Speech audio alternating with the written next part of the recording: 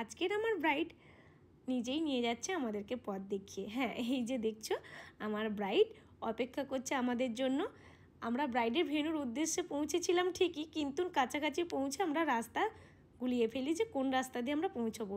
তাই ব্রাইড এবং ব্রাইডের husband wait করছিল আমাদের জন্য। আর এটা ছিল আজকে আমার ব্রাইডের ভেন্যু। ভীষণ সুন্দর না? হ্যাঁ।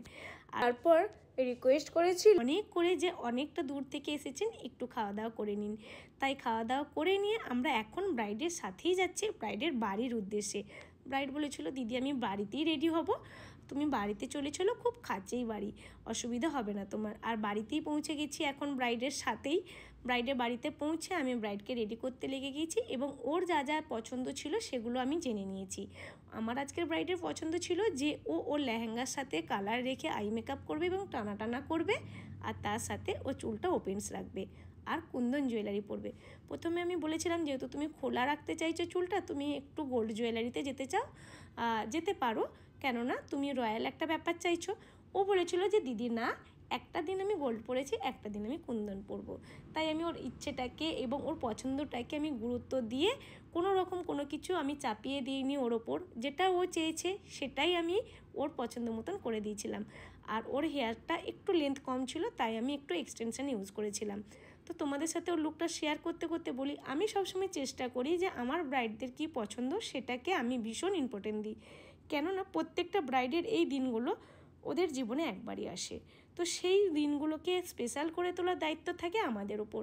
সেটাকে যদি আমরা সুন্দর করে তাদের পছন্দসই এবং মানানসই দুটোই যদি করে দিই, তাহলে তার থেকে ভালো কিছু হয় না। আর এই যে চওড়া হাসিটা, এই হাসিটাই থাকে আমাদের সব থেকে বড় প্রাপ্তি। মানে এই হাসির জন্যই আমরা এতটা পরিশ্রম করি, ঘন্টার পর ঘন্টা দাঁড়িয়ে থাকি, যাতে আমাদের লুকটা তাদের পছন্দ হয়। আর এই মিষ্টি হাসির থেকে বড় রিভিউ তো কিছু হতেই পারে না। আমার ব্রাইড ভীষণ খুশি ছিল, তোমাদের সাথে অলরেডি রিভিউ তো শেয়ার করেছি।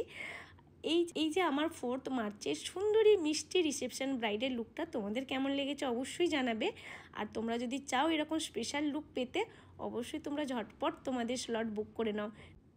দেখো স্ক্রিনেতে নাম্বারটা যাচ্ছে, স্ক্রিনে যাওয়া নাম্বারটা দেখে তোমরা ঝটপট তোমাদের স্লট বুক করে নাও।